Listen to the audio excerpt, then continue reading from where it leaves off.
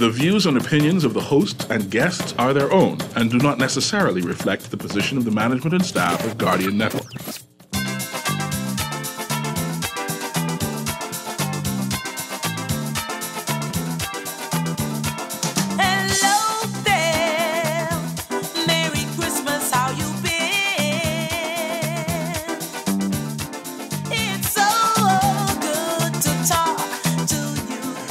Good morning and welcome to Guardian Radio AM. Today is Friday, December 29th.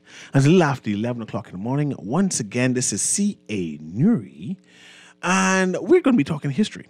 We're talking history today about the Christmas time in the Bahamas, Christmas time amongst Africans, Christmas time, I guess, with Europeans, because Europeans was here too. But we're talking Bahamas and Christmas time, right? So, of course, I brought in a historian. I brought in historian Christopher Davis, and we know that he's a Pan-African. So most of his research is Afrocentric. So I just gave him that a pretext. So that's what our conversation is going to be about, right? And I want to talk about revolts.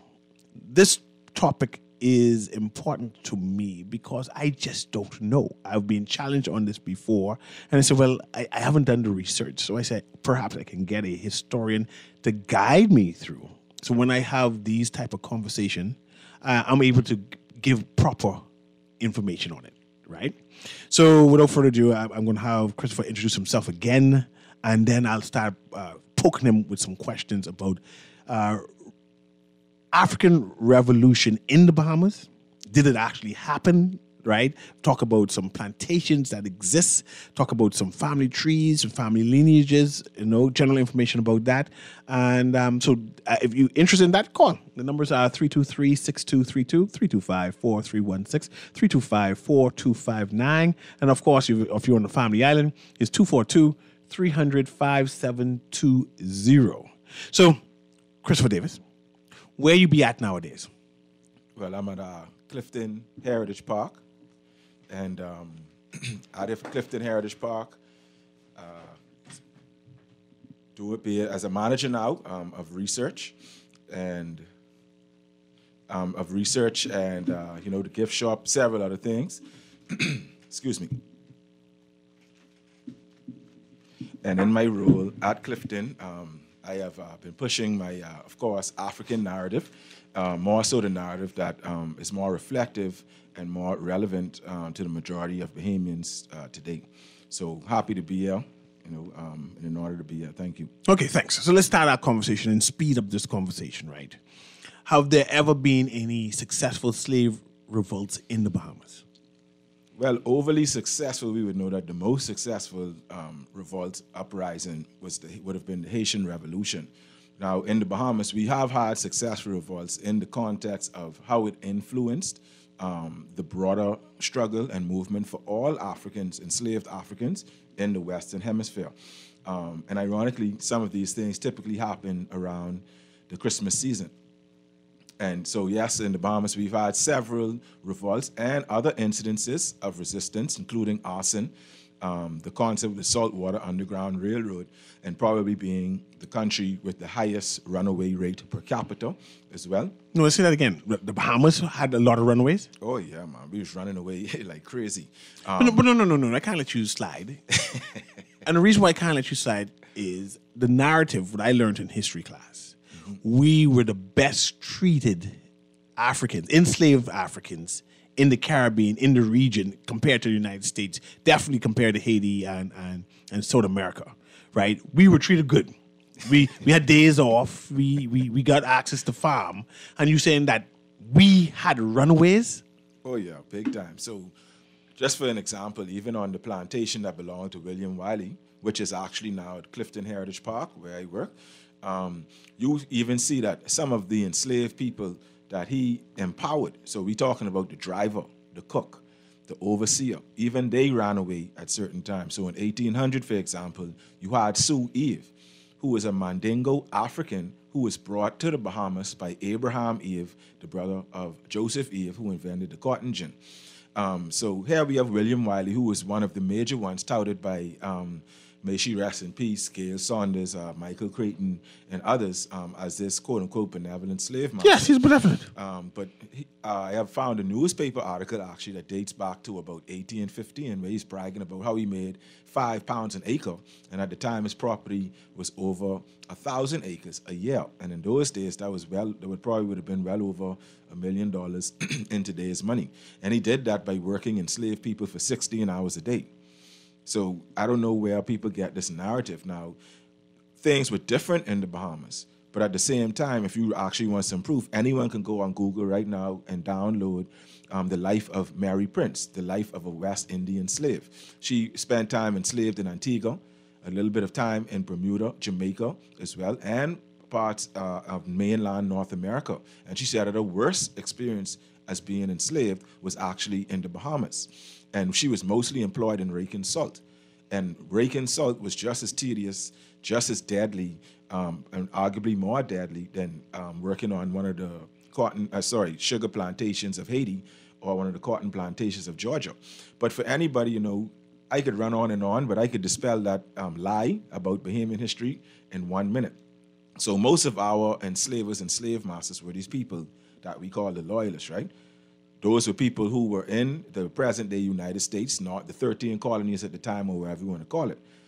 Where did they come from? They came from Virginia. Yes. They came from North Carolina. There's South monsters Carolina, down there. Georgia. Yes. All right. Have you ever watched a movie or seen any documentary, read any book about slavery? Those were the worst places to be enslaved. So what is it in the Bahamian, something special in the Bahamian breeds that make these loyalists come to the Bahamas, fall asleep one day and wake up the other day, and all of a sudden they start treating black people well? It is absolute insanity to even say that in hindsight.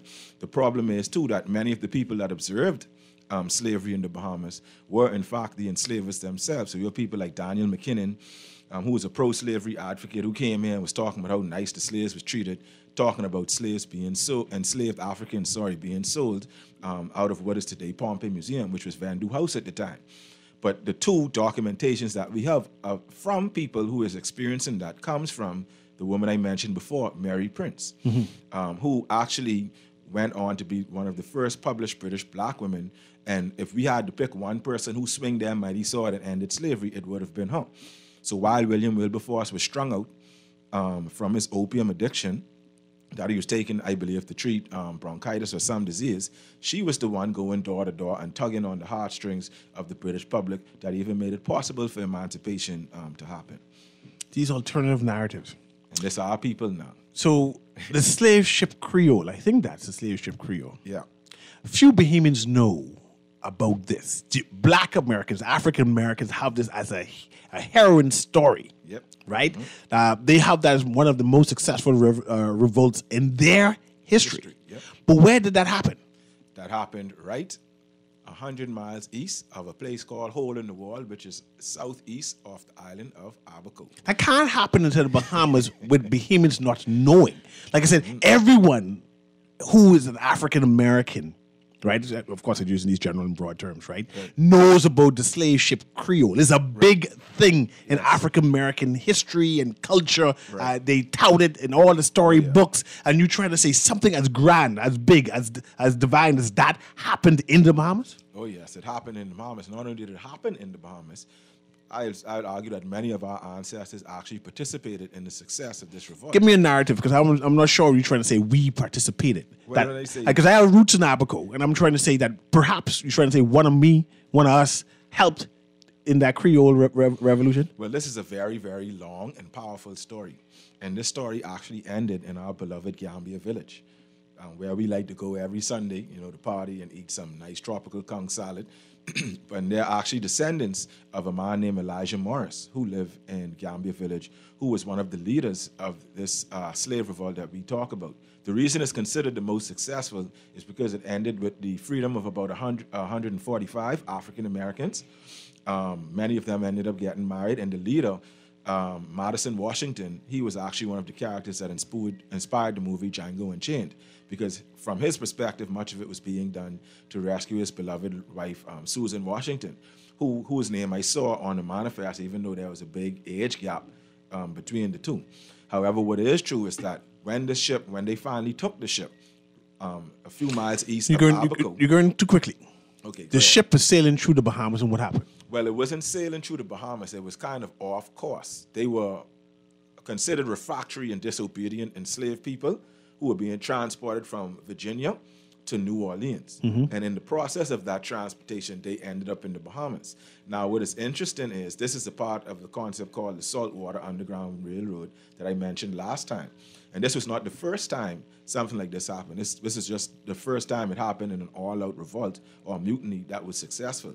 But you had other incidences where these ships crashed, typically off the coast of Abaco, actually, and then these people were then freed in the Bahamas. This is separate from those ships that came from Africa, where the Africans were highly discriminated against and were required to serve a 7 to 14-year apprenticeship, even after slavery had ended in the Bahamas. And so to call them liberated Africans is highly inaccurate, and I think that the term displaced Africans is more accurate. But all of these things will be nice and curated and neatly put out there for Bahamians to view at Clifton Heritage Park in short order.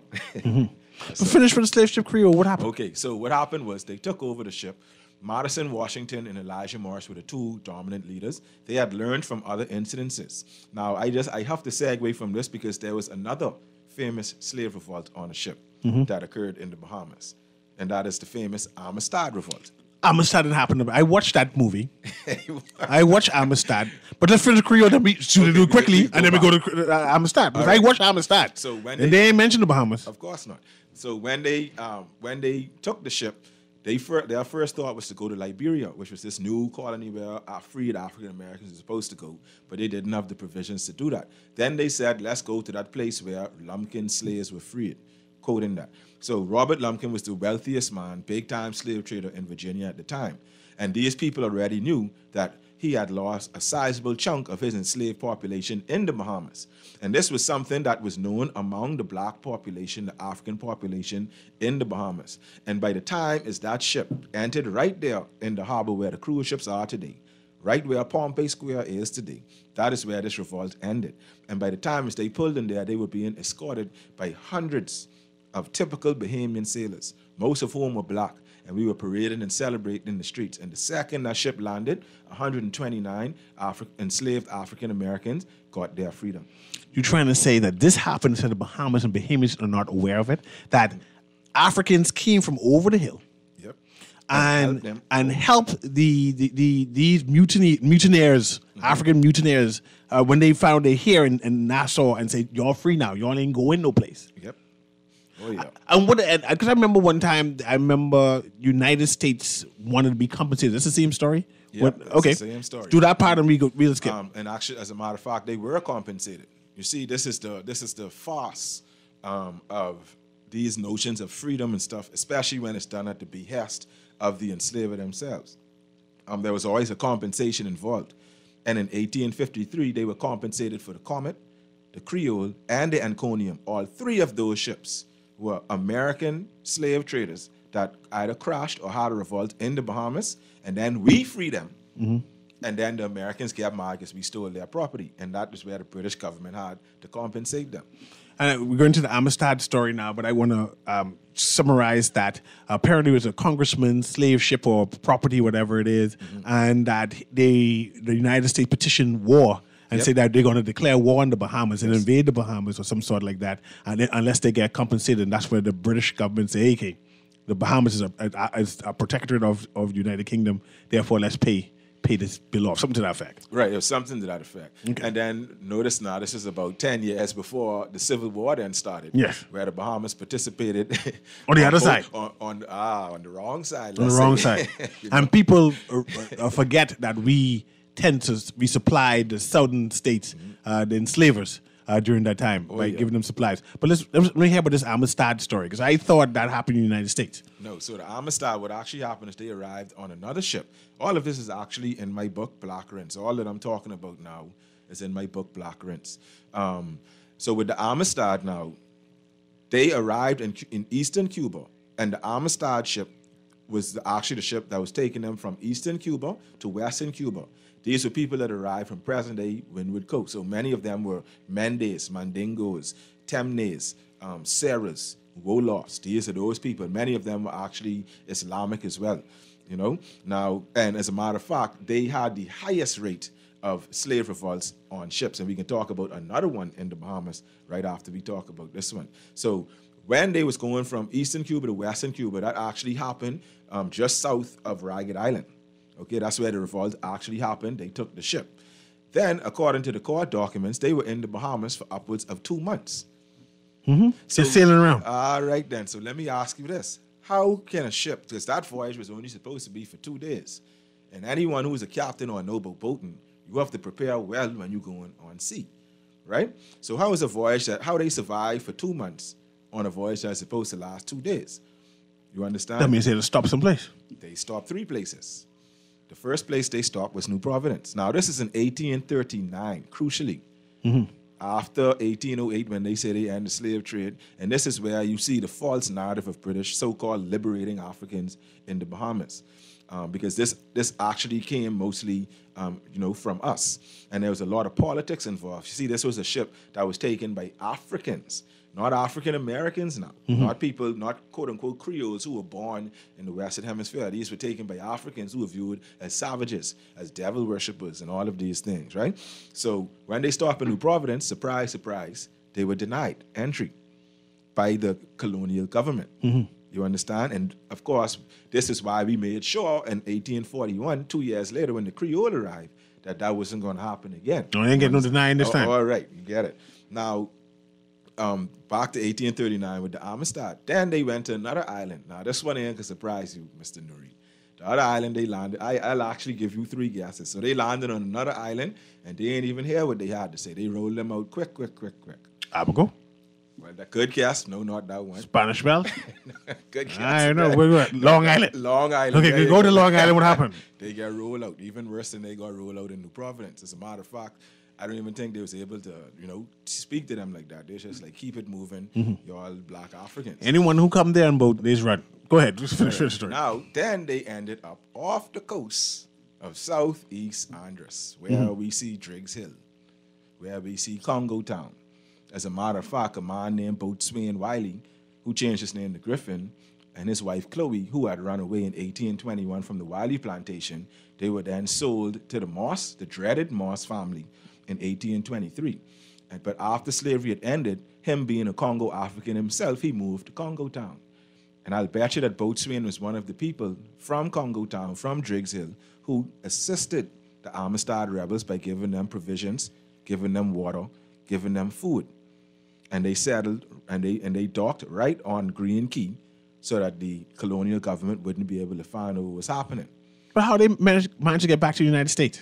So what happened was, these were Mandingos, right? So typically when you read books about it, they try to say, oh, well, these was Africans, and they didn't know about navigation. That is pure foolishness. They knew very well about navigation. The problem was they didn't know exactly where they were on the globe, on the map, you understand? But what they did know was that Africa was to the east. And so when the sun was up, they could see where east was. But what the captain, the guy who they left alive to steer the ship, what he did was in the nighttime, he would steer to the northwest. Then in the daytime, he would go very slowly to the east and like vaguely to the east. And as soon as the sun go down, he would slowly veer north. So that is why they landed so far up north. Because if you think about it, if they went straight to the U.S., they would have landed in Florida or probably Georgia. Most definitely, I would say more likely Florida. But they ended up all the way up there. So this is another Long Island, high-end in the U.S. African-American history Yep. point that happened in the Bahamas that most Bahamians do not know about. Right. Well, most Bahamians, most Americans, even with the Creole, I found that many African Americans don't know about it. But they will know Madison Washington, who was the leader of the Creole Revolt. Right? Now, Creole, to make it clear, is the name of the ship. Of the ship. The word Creole is of French extraction, but Creole pretty much means what me and you are, what every black person is, just a person of African descent born in the Western Hemisphere. Now, in the French thing, it means any person born in the Western Hemisphere. But in the vernacular of English-speaking, Creole meant and means any person born of African descent, pure or partial, born in the Western Hemisphere. And in those days, they was meaning any slave born in the Western Hemisphere. And slave I know you have another revolt story for me. Right. But I want to know about the slave Dick and Fracassin plantation?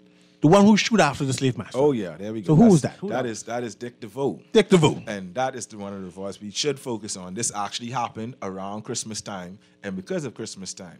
Now, in Southern Kid Island, there was a lot of harsh treatment. There was actually a lot of resistance that was going on in and around there, even though much wasn't reported. But this was like the culmination of this kind of pot that was bubbling, right? And so this year, this was in 1831, Christmas fell on a Sunday. Crucially, it's important to note that this was when the Baptist War, being led by Samuel Sharp, was also going on, and this was only a few weeks after the Nat Turner Revolt. So in the minds of the colonial governments over there in Europe, this was widespread revolt in these English colonies and British colonies. You even had stuff going on in Barbados and Trinidad and Guyana at the same time, and now the Bahamas is about to join suit. So that's important to contextualize, that these revolts were truly meaningful, and these revolts, more so than the ramblings of these so-called white abolitionists, these revolts were more so the reason why we were able to eventually be freed from chattel slavery. Now, in Kid Island, everywhere actually, Christmas fell on a Sunday this year, so they wanted their 3 days off. So Dick DeVoe, who was actually the driver, it's important to realize too that when you really dive deep into studying these things, you realize that most of these profound revolts were led by the black man in charge, the driver, the most privileged one. And that was simply because they had opportunities to think. Even though we typically see that character portrayed like Samuel L. Jackson and Django, just an utter sellout, the reality is most of them were people who were trying to be a buffer between the slave master and enslaved, and most of them operated towards, as best as they could, trying to lessen and diminish the pure trauma and depravity that the lower enslaved, quote unquote, lower enslaved people would have experienced. So, and that was Dick DeVoe's role. He was actually the driver. Now, on Wednesday, he rang the bell and told his people not to come out. So he wanted to give the illusion that, yeah, he's still following the rules. I rang the bell, but they ain't come out, right? But this was in defiance to them having their extra day off. And then the following day, Joseph Hunter, in his anger, it was a guy named Young Guy who they accused of stealing oranges. All he did was eat an orange. And this fellow was about 17 at the time. But they miss with Charlotte DeVoe child. So it ain't just about Dick DeVoe, it's about Charlotte DeVoe too. And let me tell you something, Charlotte DeVoe, we need to do a whole show on her and other women who led slave revolts in the Bahamas, because she was not the only one who was involved, and she was not even the only one who was a leader of a slave revolt in the Bahamas. And rowdy black Bahamian woman. Oh yeah. So by this time now, Dick DeVoe stormed off, and he went and he had a big argument with Henry Williams. It's the Newfield plantation. So all this is Southern Kid Island, from where Greenwood is, going straight down to Port Howe, where you see Andrew DeVoe House and all of that, and then they have the plantations all up there, and what would be the foot of Kid Island. And then Old Bite, where Old Bite is, that was Charles Poitier's plantation at the time, but he had passed away before all of this happened, just to put it into context. Present at the slave revolt, as a matter of fact, was Frederick Williams Sr., who was only 4 years old at the time, but that is the grandfather of the great Burt Williams, the first black man on Broadway, the first A-list black actor, who was even long before Sidney Poitier. Wow. And speaking of Sidney Poitier, March Poitier was also present, who was Sidney Poitier's great-grandfather. Wow. You see, was present, both of them present at the slave revolt that I'm talking about right now. Both of them have roots in Southern Kid Island. And a few people, especially Kid Islanders, I didn't want to interrupt you, but forgive me. I just want to throw this tidbit in. Know that there is Charles Poitier, a slave owner, had a plantation in Kid Island, because we still trying to conclude where this Poitier surname came from. But of course, Charles Poitier had a plantation there, and whatever it is. But finish the story. Go ahead. Well, I know exactly what you're referring to. DeVoe is another one that they say. Now, DeVoe and Poitier are French names. However, they are French Huguenots or Jacobins or however you want to refer to them as, who were British. They just had French names. So they did not come from Haiti, as a lot of people opine. But you have other names like Laroda. I know Laroda. That's Dillard's half-brother who came at Stephen Dillard. Exactly. I know Laroda. Right. Goodman and other names. And Goodman like was another half-brother of Stephen Dillard. Dillard. There were three brothers come with their mother. Right, as you know. So now back to this revolt. So what happened was it was Dick DeVoe and his two sons as well. So you had Will and Richard. And they was the two rowdy ones as well. And they were armed and everything. And so they, in defiance, gathered up everybody. This was actually a planned uprising because all the women wore petticoats and all the men were stripped and all of them was bareback. And they said they had some white thing on them. So this was like an African thing as well. Sound like a ritual. Oh, yeah. You know, they like say us Kid Island people like do obia. So that's what yours do. I mean, like we like say, but go ahead. Right. So this revolt actually ended with, to make a long story short, ended with Dick DeVoe firing shots at Joseph Hunter.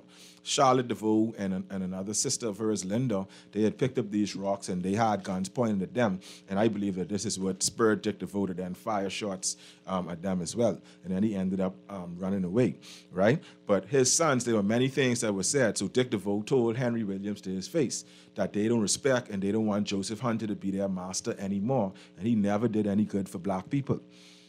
And then he said the same thing to Henry Williams when he tried to tell him to go back to work.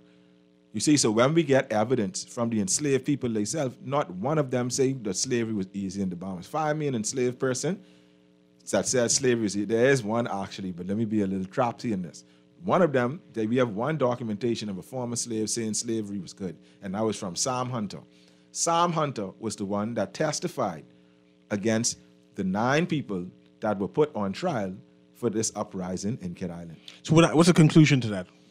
Sam Hunter was given land and given his freedom for essentially testifying against them. Dick DeVoe was executed.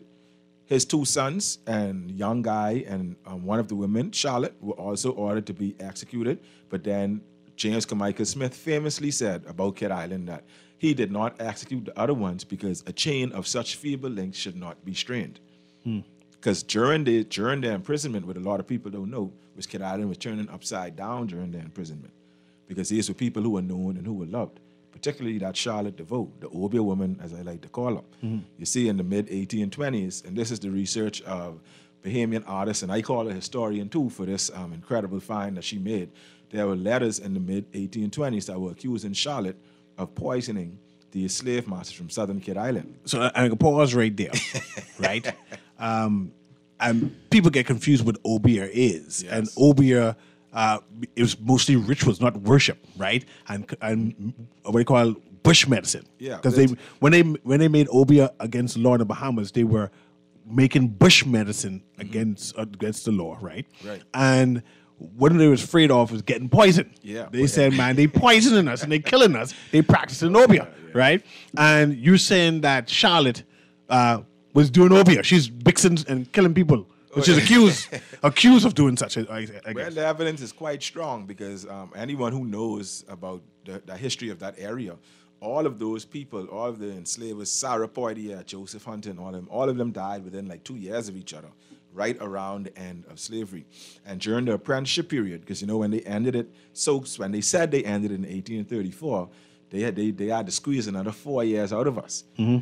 Saying that we had to make sure we was ready to be freed. So they had to do another 4 years. But that was just about raising the capital to be able to compensate our slave masters. But I do believe, as well as Tamika Galanis, that Charlotte DeVoe did poison those slave masters in southern Kid Island, right? And that was essentially would have been the end result of the slave revolt. Recently, Ian Strawn wrote a novel.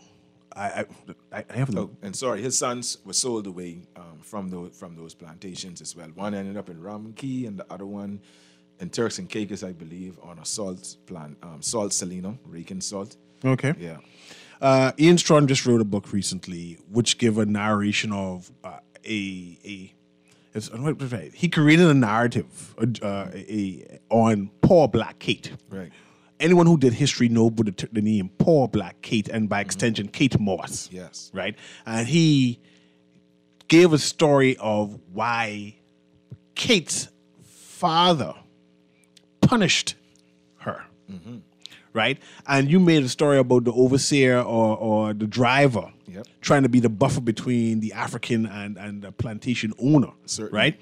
And in Ian's book, he said that the father may have interfered and punished his daughter in order for her not to get punished vigorously. That is exact. I actually made the exact same sentiment in my book in chapter 11 when I focus on women and cruelty towards women in slavery in the Bahamas, So, and that's an astute observation by Mr. Strawn, because when you look at it, that is something that is thing. Now, in the court documents, this is the sinister part about slavery in the Bahamas.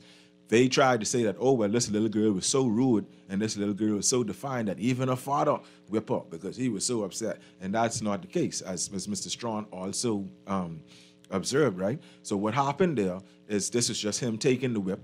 Look like they was probably beating her so bad and stuff. And so you take the whip because you can hit her hard, and he probably was making it look like he was hitting her hard. But, of course, he did it to lessen the blow and try to ensure that she wouldn't lose her life. You never know, even it's just so much, and we don't understand that what our ancestors were going through. We were in this acute survival mode, an extreme fear that was stuck on us for centuries. So this ain't like the type of fear where you got to walk down a dark alley and it's temporary, then when you pass a dark alley, no, this is a certain fear. You step out of line, you will be killed. You step out of line, your child will be sold away from you. You step out of line, your wife will be sexually assaulted. These are definites and stuff like that. And people wonder, how is it that 3 white men can control hundreds of people on a plantation? That is how.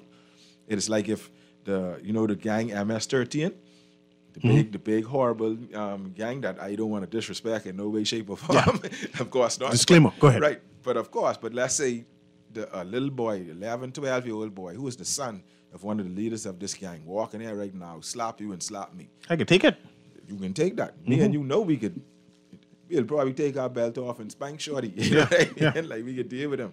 But what comes after that? He go tell his dad, that's a whole army coming at you, and that was the same thing. So imagine this solemn attitude after the people in Southern Carolina, as we like to say in the Bahamas, roll out their slave masters, and then start to settle with mother sick like we just did. Dick DeVoe know he was dead for sure. Yes. For sure. And we need someone to tell that story. Dick, like you said, Dick DeVoe know he was dead, right. For sure. And but when he took up the gun, you realize this is going to end well. Right. I mean, that's what and these are people who made the ultimate sacrifice. This man lost his life fighting for freedom. But we get Stafford signs on our dollar bill. You understand what I'm saying? And we don't have a narrative about Dick DeVoe at all. That not Bahamians can celebrate to say, hey, this is a proud moment in the Bahamian history, especially during our 50th anniversary. These people should have been recognized in some way or form. Oh, yeah. And I was excluded from whatever committee or whatever they form, But that's how it go, man, I understand that I'm changing the narrative. I'm going against the grain of what people have been teaching for decades, and they want to continue to keep that narrative. How important it is for changing the narrative? Because the narrative, this is an African American term. They say that's his story. Yeah, right, exactly. And we in the diaspora have adopted it. This his story, right, as a defined term. So my dying really our story. How important it is for you as a historian, a lover of history, someone who's pursuing this knowledge, to retell this story? Man, this is my life work. This is what I dedicate my life to. This is something that it's not even a passion. It's an obsession for me. It's something that I dedicate, as I say, my life to. And it's something that Bahamians really need to know. History is the ultimate unifying factor. From a nationalist... How can this unify us when it seems as if you blackening the history? Well, most of us are black, right? In a few weeks, we celebrate majority rule. Why don't we call it black rule? Well, a lot of people trying to change that name too, saying, man, we got to change that to Civil Rights Day, not majority rule. And they try to water it down even more. But what majority rule, what made us the majority? Our African heritage. That's what it was. It wasn't your political outlook. It wasn't what churches go to. It wasn't your sexual orientation. It wasn't none of that. It was your African heritage. I have one of your books to give away, right? I have one of your books to give away. And the question is, name me the 2 ship revolts that Christopher mentioned earlier. If you could call in 323-6232, 325-4316, 325-4259, and give me the name of the 2 ships that we had revolts on that Christopher mentioned earlier in the show, you get the copy of the book. You name your book again, son?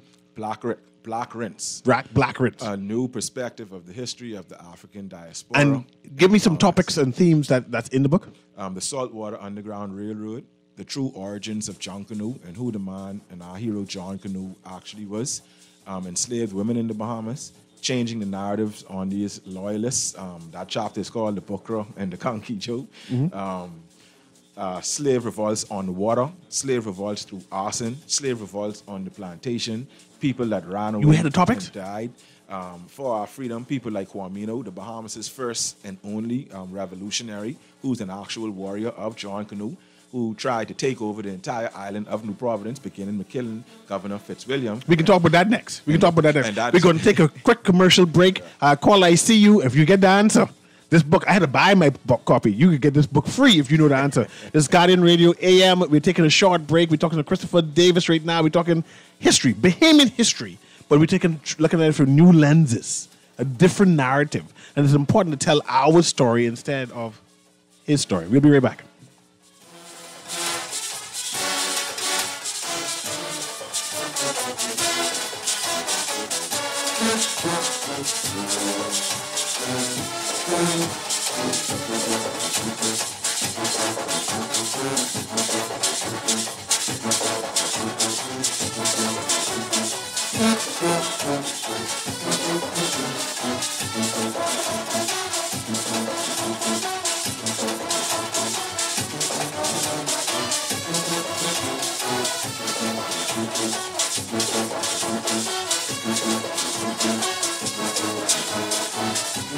Gal, can you believe this? We are now the patrol queens of the neighborhood. We now large and in charge. So we need to check out what's going on in everybody's yard. What about that gun that we know that Junior and his homeboys just ran out? Can we report that too? Of course we can. But we could be in deep trouble if they find out. We need to report what we see, Beulah. When you call Crime Stoppers, they just answer your call in Miami. So then we can report everything? Guns, where they hiding the drugs, who shoot who part of which gang, or who disturbing the peace with the loud music and the motorcycles. Then our neighborhood will be the best in the Bahamas, and everybody gonna want to come live here. And then our house price will go up, gal. So what we waiting on? What's the number? If you see something, say something. Let us all pitch in and stop the crime before it's your time. Call 328-8477 from Nassau or 242-300-8477 from the Family Islands. Or text us through the Crack Crime Bahamas app. Stop the crime before it's your time. The Grand Bahama News is available every Tuesday in the Nassau Guardian. You can buy your local paper at Freeport Convenience Stores, Western Bakery, De Gregory's Fine Foods, and Bellevue Gifts. Now is the time to reach your Grand Bahama Market with affordable packages, including print and digital. Call GB News Sales Representative Kavandre at 822-6717 or message him on WhatsApp for ad rates. Classified ads are now available every Tuesday as well. Keep up with everything Grand Bahamian every Tuesday in the Nassau Guardian. Love the show? Want to give your support? Become a sponsor today. Call 302-2300 for our rates and packages. That's 302-2300. Become a sponsor on Guardian Radio 96.9 FM. Fresh news, smart talk, all day. This is Guardian Radio 96.9 FM, Nassau, Bahamas.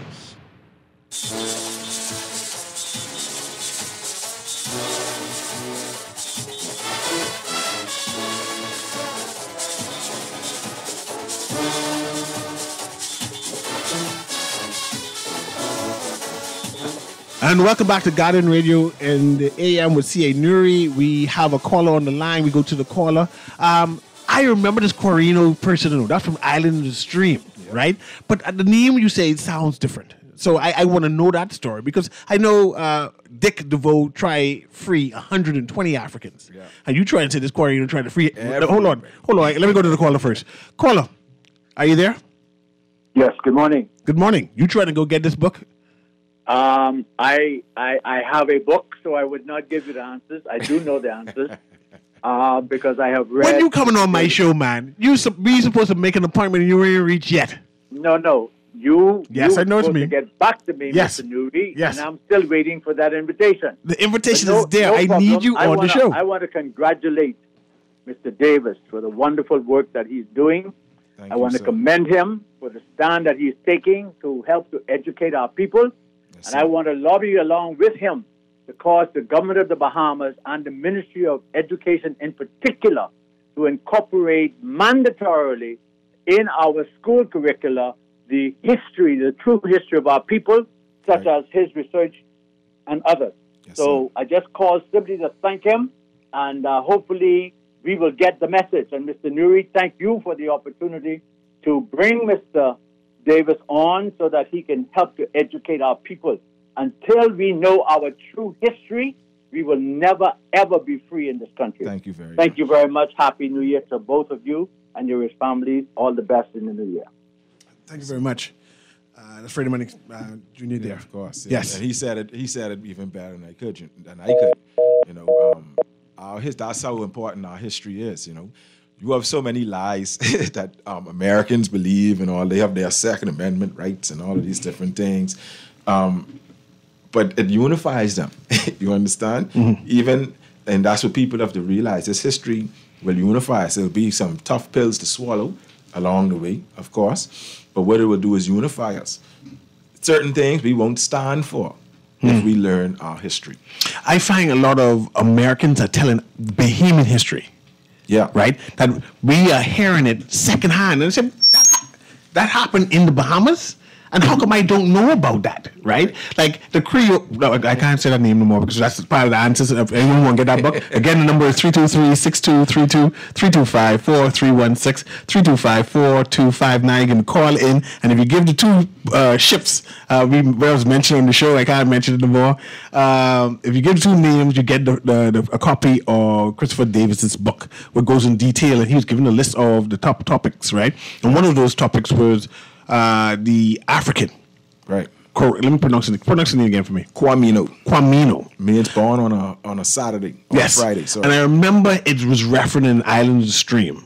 But I didn't know the name. The name is kind of different. And I want you to give me a narrative of who this African is. Okay, so as I always reiterate when I was speaking about the origins of John Canoe, the first three slave ships that came to the Bahamas directly from Africa all came from southern Ghana, present-day Ghana.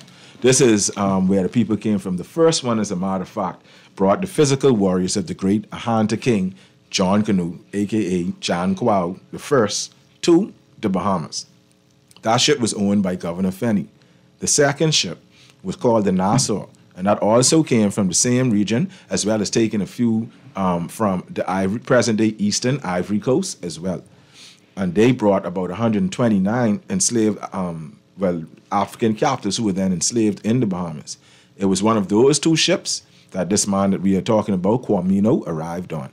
So it's actually very likely that he would have been a physical warrior, a hunter warrior of the man that we celebrate every Christmas, John Canoe himself.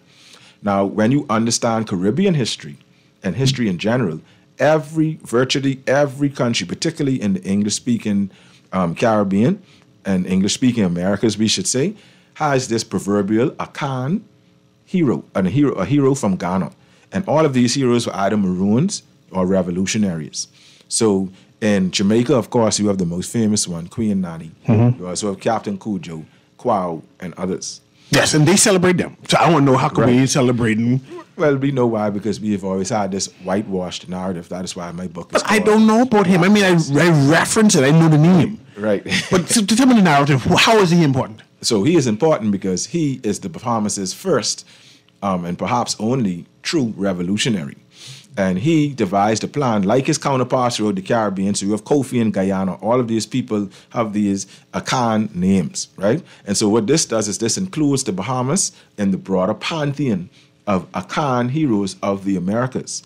And in 1734, Kwamino had actually devised a plan. He was living as a petite maroon, meaning that he was like a maroon, but not in a grand civilization. He pretty much was living in the bush and surviving away from slavery with a small group of other Africans, right? And he was going around to the plantations that existed in Western New Providence at the time and a few in Eastern New Providence at the time, and whispering to this one and whispering to this one so that they would all be aware of his plan. And then he was living as a fugitive for years, actually, it appears. And then he was luckily or unluckily spotted by somebody, and they tried to arrest him. When they arrested him, he murdered that first man who actually came, kill him with a dagger. And then they finally subdued the man, and then they arrested him. They arrested other people who were around him, and even almost the entire enslaved population of the Bahamas at the time, which is probably about between 1,000 and 1,500 people. were all interviewed. And according to Fitzwilliam and the other colonial officials at the time, people like Thomas Walker and others, there was this widespread knowledge of this plot. But of course, him being the leader, he had to take the fall for everybody, and everybody acted like they didn't know. But what was clear was he did plan this revolt. As a matter of fact, he wanted to kill all Europeans on the island. You want to do a Haitian revolution? That man crazy. Let's go to this caller here, producer there. Go ahead, caller. Can you hear me? Yeah, how you doing? Doing well. Yeah. The book on yet? No, the book ain't gone yet. If you know the answer, the book is yours. The Creole and the Iconian, boy. Okay, give me 1 minute. We're moving the mic back and forth. You get one of the answers right. Okay. I'm steady.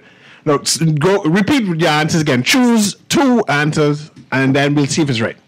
The Creole and the Iconian. Then you were partially right. If you hang up and call back, you more likely will have it. Yeah, but you basically have the answer. You just need to say it, the 2 at the same time. So hang up and call right back. Okay. Hopefully you're able to call before someone else called, right? I have a text who said that there was a Davis, touch on the ship that brought the Davis man who didn't want to give up his slaves and left the United States to go to Cat Island. I'm not sure who that is. You know anything about that? I think they may be referring to Jacob Davis. Who's Jacob Davis? Jacob Davis was the dominant owner of enslaved Davises. That is actually where the Prime Minister's ancestry lies as well, right there in Old Cat Island. And his brother George Davis was the one who had also a large plantation full of Davises around Warwick Wells, a.k.a. Barry Tarry in North Exuma. Okay, let me get to this caller. I want to hear more about that. Go ahead, caller. Can you hear me? Go ahead. Okay. Yeah. I'm a sad and the Iconian. Okay. Yes. No. I can give the book, sir. I can give you the book. The right answer is the Amistad and the Creole. The Amistad and the Creole, right. He said the Anconium twice, but he got that. Yeah, he would say it wrong, but the book is yours. Yeah. What you do is leave your name and a number with the producer, and the book will be left downstairs at the guiding concierge for you. Oh, hey, what's the guy? What is Christopher's website? You have a website, Christopher? Sankofa Flamingo on Facebook and Twitter. Spell that, boy. And I spell it. And TikTok. SANK OFA. Okay. Flamingo. Okay. Her name is San Creole. No, it ain't Creole. It's African from Ghana, actually. Sankofa is what you call an Adinkra symbol, the Sankofa bird. And it means go back and get it and use it in the future. I tell you, history. Yeah. And flamingo is our national bird. As we know. Yeah. So the book is yours. You just collect it at the Guardian concierge desk. Your name. Make sure to leave your name and number with the producer. Okay? And producer, patch the next caller for me. Again. Thank you. Go ahead, caller. Can you hear me? Yeah, good morning, Mr. Newry. Good morning, Mr. John Qua. Canoe. Yeah, John Canoe the second. Chris, listen, man. I sit and listen to the show, right? I enjoying Chris with the intricate history of the Bahamas itself. And so because I didn't hear him say Amistad, I came in and he was talking about the Creole, the ship. Right. But I knew the Amistad is the ship that Shaka Zulu was on. But I didn't want to call and say the Amistad because I haven't read the book. Segbe Pia. It's going to be in a free book right there, man. You know what I mean? But I just wanted to ask Chris, my grandfather was from Cat Island, right? Yes, sir. And he's a McDonald. And so, as a young man, when I used to go to primary school, he used to always tell us stories in fishing and all that, fishing stories, etc. And he always said Sidney Poitier was his cousin or his family. Right. And so is there any way to prove that? Not that I really care, but it's just that they from Cat Island. And so he was born in 1907, so maybe it's true. So what I'm saying probably true. It probably is, yeah. Yeah, this is how we lose our history. Right. You understand what I'm saying? But I didn't want to be presumptuous and call and say the Amistad, but I actually knew the Amistad was one of the ships where revolt took place with the Shaka Zulu tribe. Give thanks. The Zulu, give thanks. All right. Okay. Producer, I think there's a gentleman calling back with his name and number. Should collect that. And before we conclude, I want us to give the topics of your book again. and brief summary on what that is. We only have 6 minutes, so you do everything quickly. Okay, so I can actually do the contents off the top of my head, essentially. So it's chapter 1 deals with identifying our Africanness and who we are, and also begins to segue into some of the problematic narratives dealing with Bahamian history and how that also parallels globally. So it's not like this is something that just is in the Bahamas, you know. In the United States, all over Dominican Republic, everywhere you look, there's this struggle for African history and Black history, or at least our perspective to be heard and even told in the first place. That's whether in the halls of academia or on the road. So then chapter 2 deals encountering that victim-blaming narrative. And this is where we begin to touch into our own people, some of the people that was here in the Bahamas as well. Africans who wrote about their lives, wrote about their We had Africans who read about their lives in the Bahamas? Oh, yeah, we have some. We have one in particular named Abu Kelly. He didn't write about his life, but he wrote 3 very strong letters towards Governor James Carmichael Smith. An African wrote that in the Bahamas? Oh, yeah. And we have the records of that? Oh, yes. And you put that in the book? It's right there in my book, all about Abu Kelly as well. Now, 3rd chapter is probably the most controversial one. I think you say that was your favorite chapter, the Bukra and the Conky joke.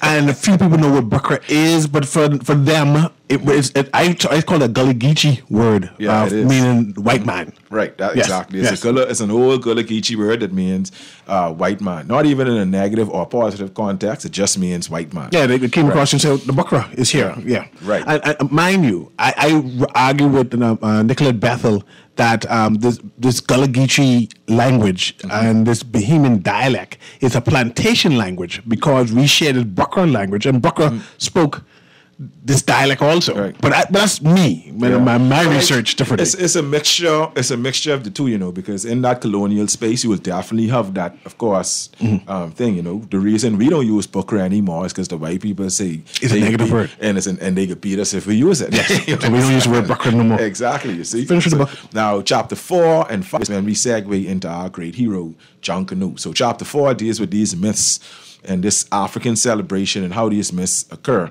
and some of the other African groups that have influenced it. And then chapter 5 gets into who John Canoe really was and why we celebrate him, who the Hunter people are, and why we should also celebrate them as not only heroes to the Bahamas, but like John Canoe, heroes for the entire diaspora, representative of African autonomy and freedom. Okay, then chapter 6, we getting a little closer to home. We talk about kind of day-to-day resistance and smaller revolts. That's where we talk about arson. So, for example, on the Sayers plantation in Little Exuma, and in Rumkey, this Dwight Strawn people, shout out to Dwight Strawn on Mount Misery, where they attempted to kill their slave masters' families by setting fire to their homes while they were asleep inside. These Africans was violent, man. Oh man. And then there were at least 2 occasions where they even attempted to burn down the city of Nassau, one in 1828 or thereabouts. And even Stephen Dillard got mixed up in one. And they say they say French Africans do that? That's what they say. That's them set from down south. Yeah, but it wasn't like that. Some of them, they had last names like Edgecombe and Tucker and Thompson and stuff like that. They ain't no quote-unquote Haitian last names, as I know it, right? Okay. Now, chapter, 7, now starts to deal with maroonage in the Bahamas. And this is where we talk about the Saltwater Underground Railroad, as well as chapter 8. Chapter 9 deals specifically with the relationship between Haiti and the Bahamas, focusing on the Haitian Revolution's effects, attempted revolts that was done by consortiums of Haitians and Bahamians, as well as arguably the greatest single runaway in a single day, where hundreds of Bahamians ran away and got free in Haiti. Anyway, it's 12 o'clock. I got to bring you back. I know a different story I got to say. Anyway, Guardian Radio in the AM with C.A. Newry. Have a beautiful day.